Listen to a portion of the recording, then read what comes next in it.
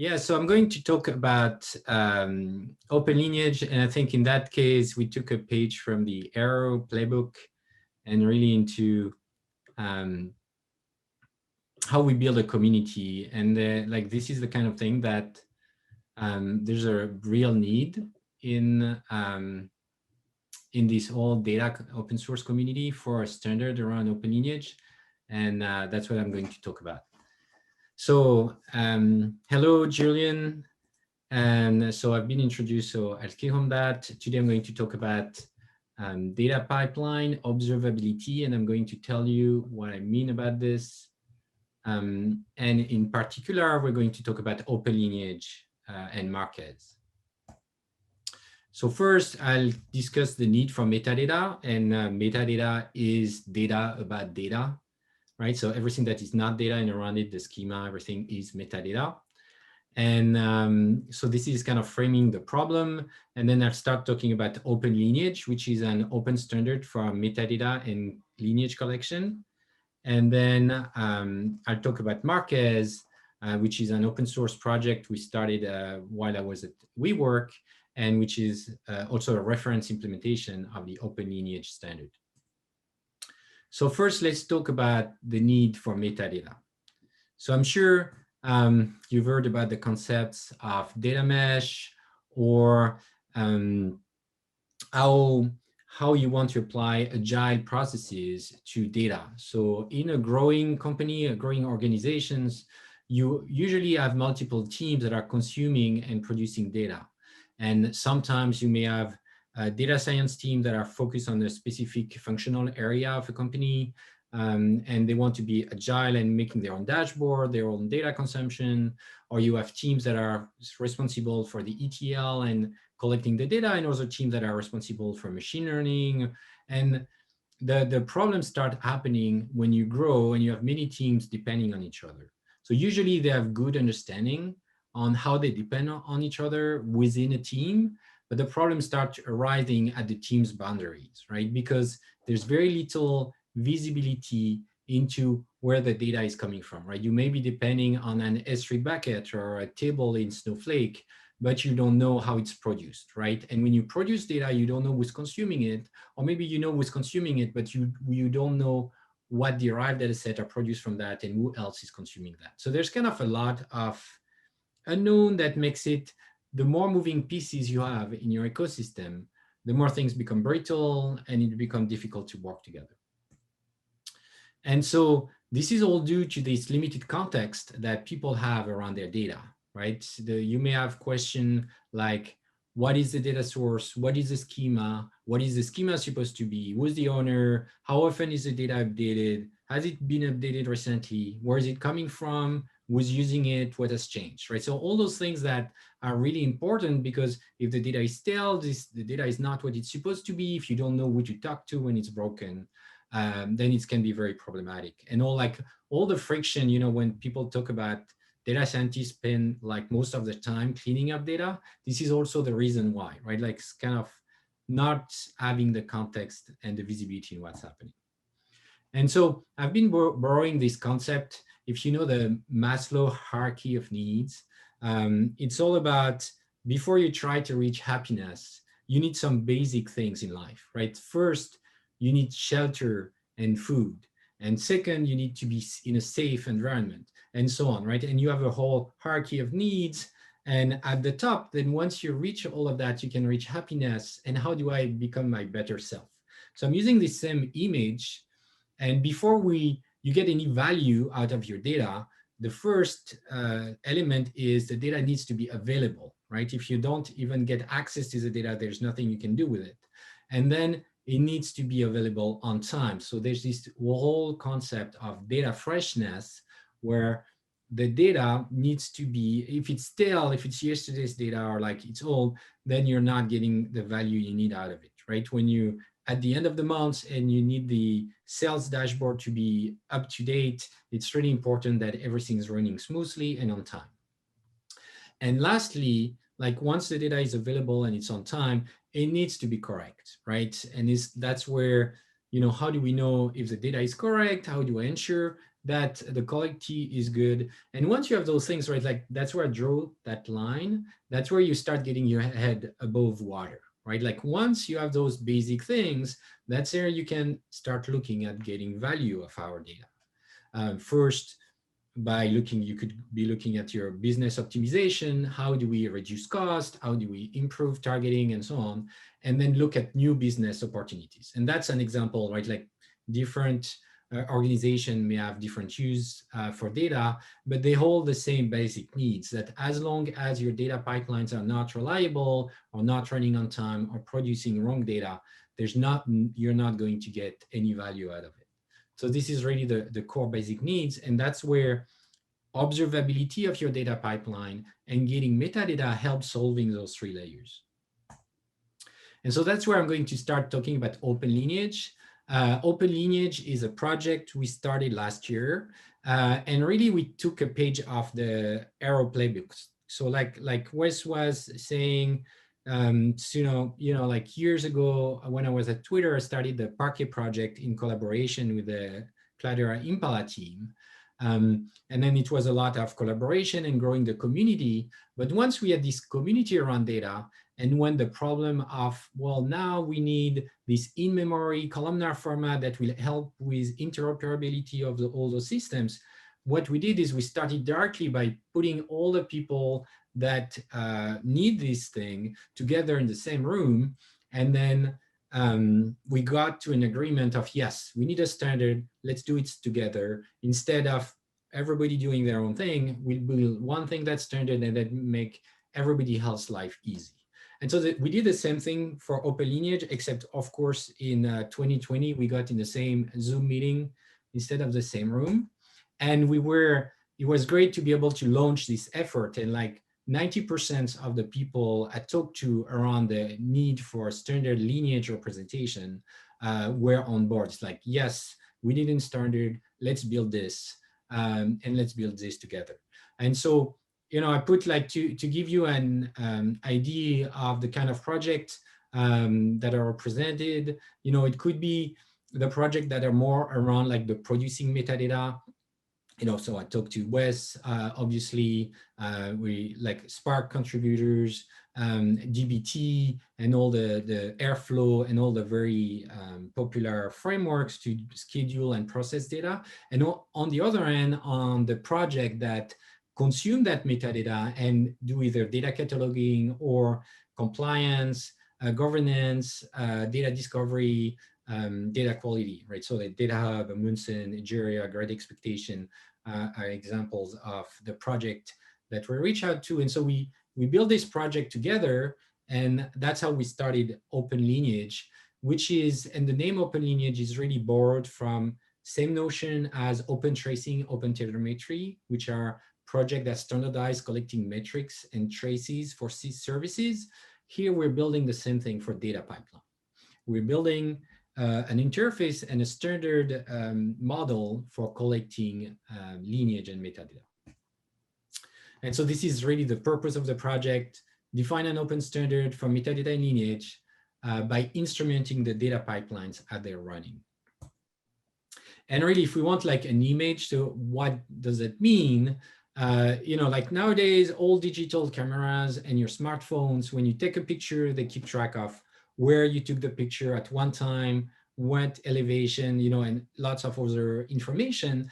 That way, when you collect those pictures in your computer, they're automatically, where they've been taken. You don't need to re-enter this information or reorganize your pictures. You can find them based on where they've been taken, when they've been taken. If you want to see your vacation in London 3 years ago, you can find it easily. So this is the same idea. The best time to collect metadata is when the job is running, and we can inspect it to figure out what the inputs were, what the outputs were, how long it took, what was the version of the code, and things like that. So really, OpenLineage is the same as exec of your pictures, but for data pipelines. And if you think of the problem, and it's funny, it's similar to a slide I had in my deck for the Arrow explanation. But like before, you have all those projects that are interested in metadata, Munson, Data Hub, Marquez, Atlas, that have to build all those integration with all those projects, whether they're the Sparks, the Pandas, the warehouses like Snowflake, BigQuery, Redshift, or the SQL and Hadoop types like Hive and Presto. You have to build all those integration, and there's lots of duplication of effort. And also, it's very brittle, right? Because whenever you do the integration from the outside and you inspect, for example, if we take Spark and we inspect Spark to figure out the lineage, whenever Spark changes, then this needs to be updated. And then you need to deal with all the versions of Spark that people are using. So at the same time, it's a lot of duplication, lots of complexity, and it's constantly changing. So it makes it brittle and painful to maintain. So when we define a standard with OpenLineage, there's a multiple advantages to this.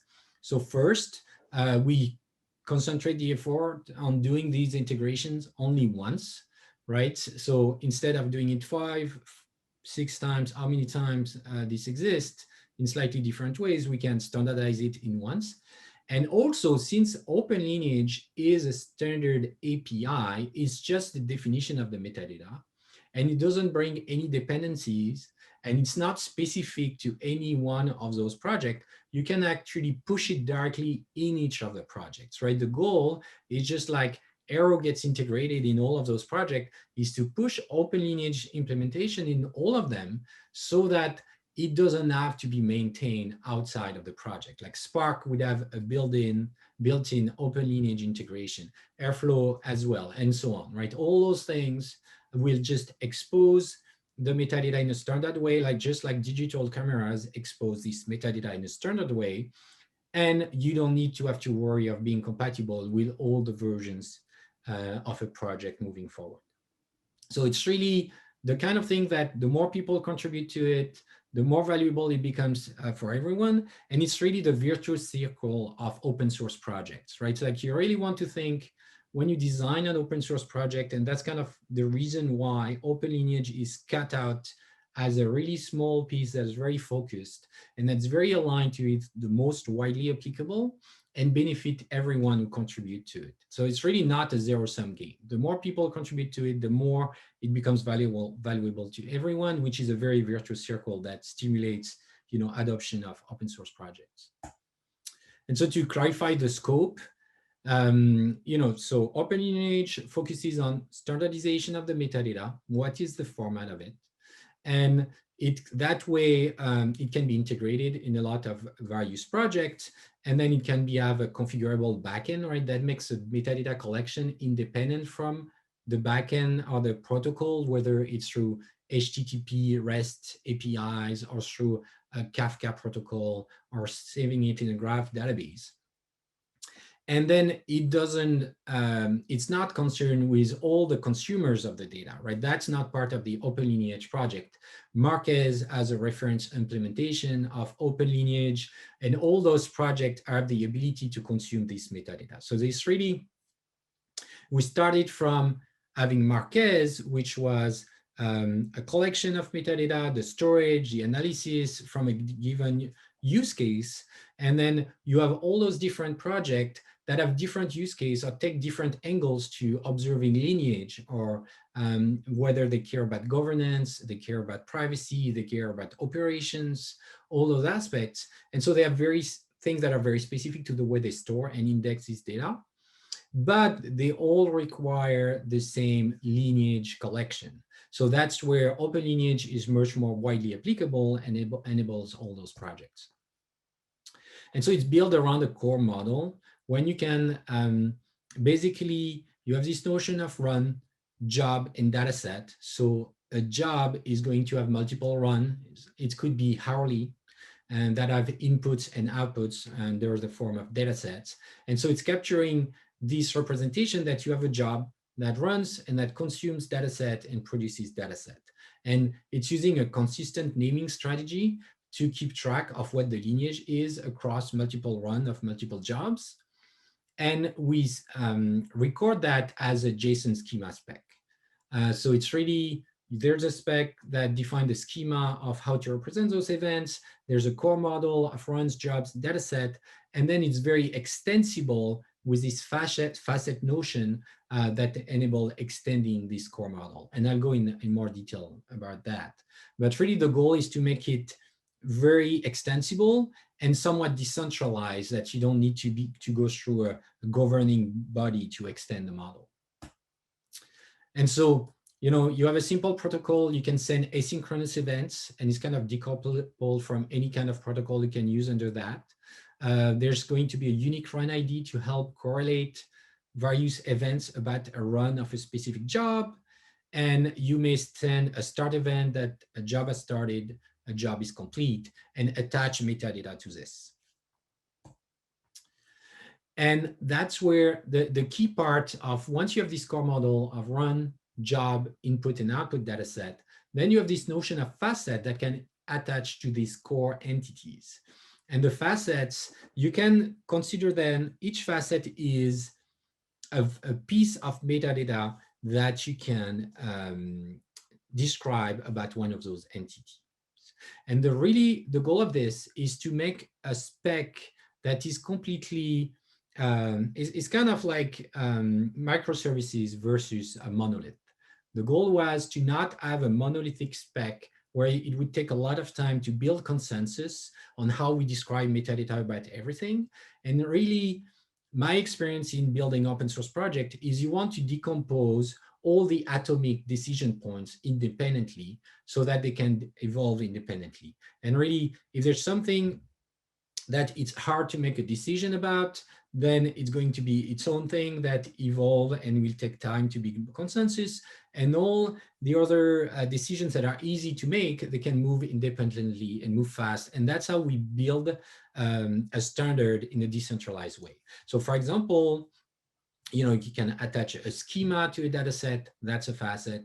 You can define a data quality facet attached to a data set. You could define what is the version of the code, that's a facet to the job. What was the query profile, that's a facet to the run. And so that's how you can define a myriad of facets. There's an atomic pieces of metadata that are identified by a unique name and then attached to those core entities. And it's also decentralized in a way that the spec allows you to define custom facets so that you can define your own facet that are specific to your own project or could be proprietary and attach them to the model without having them like approved or committed to the central repository. Some example, as I mentioned, again, a facet attached to data set, attached to job, attached to runs. And Marquez is a reference implementation of this OpenLineage. And really what OpenLineage makes observation about what's happening, and Marquez is keeping track and versioning all those changes. So if you imagine your data infrastructure and you have an ingestion, and then you add a storage layer for streaming and for batch processing using things like Kafka or S3 or HDFS, and then you would have stream and batch processing, and usually you have a BI layer. All those layers will send metadata to Marquez that enable a centralized point that understand all your dependencies.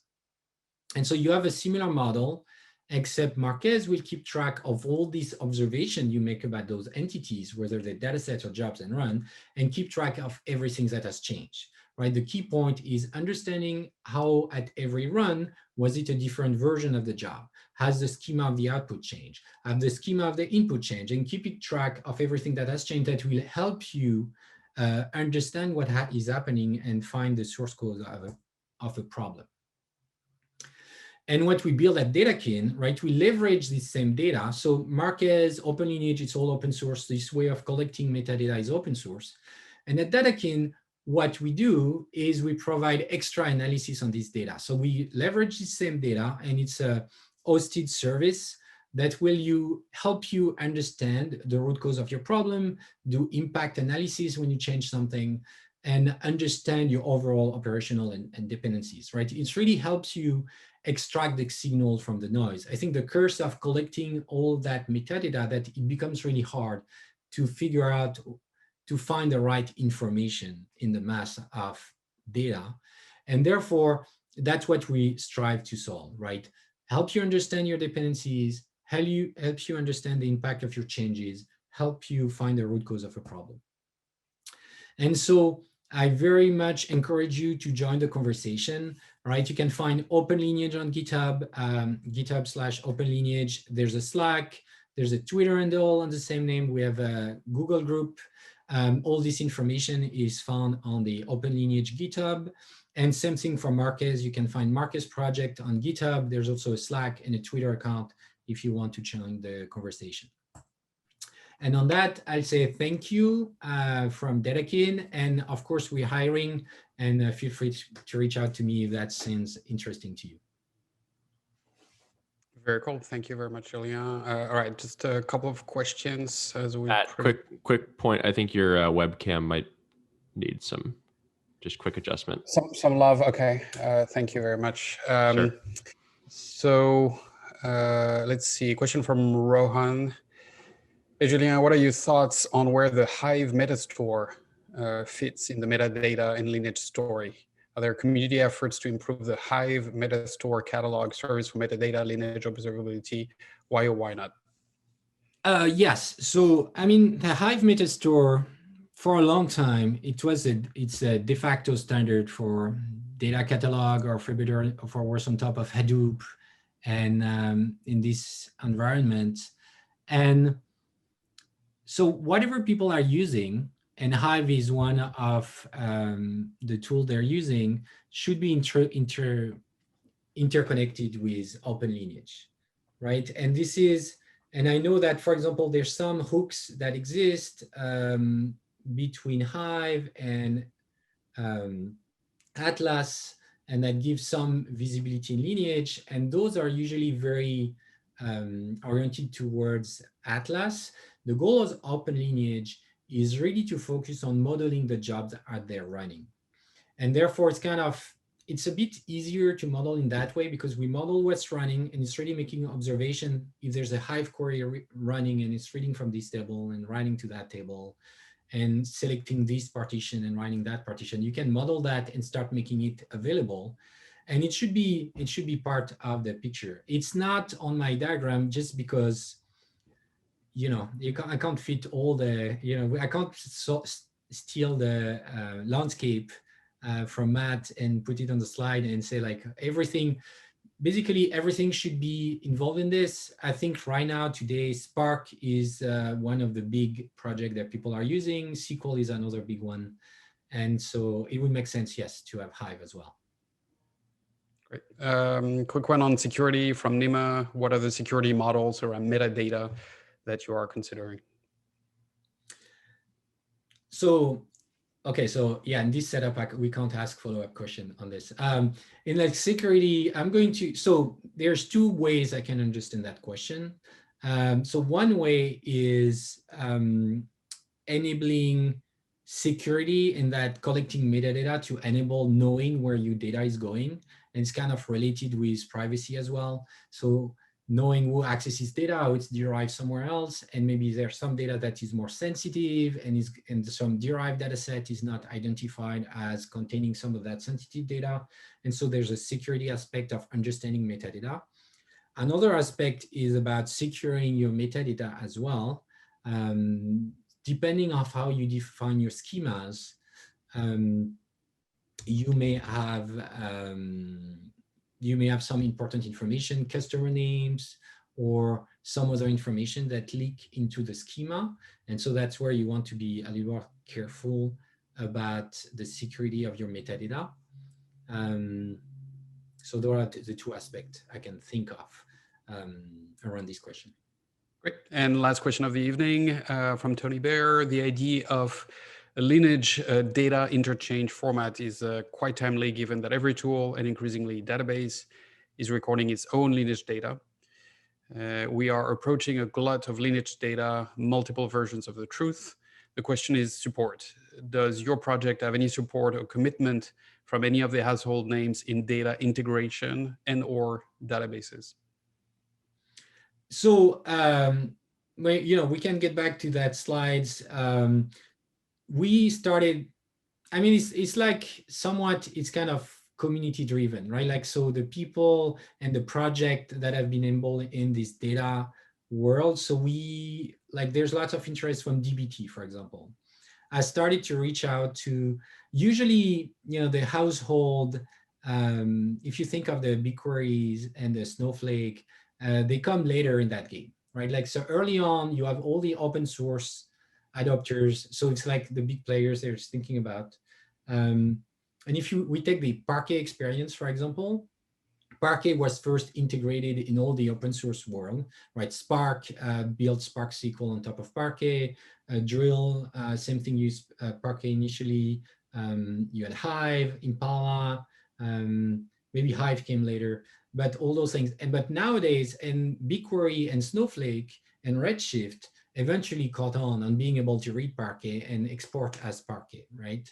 And so typically the big players like this, they come a little later. So we started the conversation there, but definitely all the open source communities, whether it's people in the Spark community, and it's pretty big community. So you have various companies that express interest in collaborating on the lineage on that side. DBT, Airflow, Prefect, I'm missing other things. I talked to Wes, obviously, and other people, and 90% of the project we reach out to see a lot of value in this and want to contribute and say, yes, let's, instead of, because whenever they have to talk to all the people, you have the project who need Lineage, and the producers of Lineage don't want to support all their format. And the other way around is true as well, right? Like, people who consume Lineage don't want to have to deal with many different formats, and people who produce Lineage don't want to deal with all those formats. So there's a lot of demand for this, and it's still relatively early. We started the project last year, but it's all about building momentum, right? And keep building this. There's a need for a standard, so we're creating a focal point where everybody can contribute, and we're all collaborating together. And this, like Arrow took 5 years to get where it is, and now it's really clear that it's widely successful.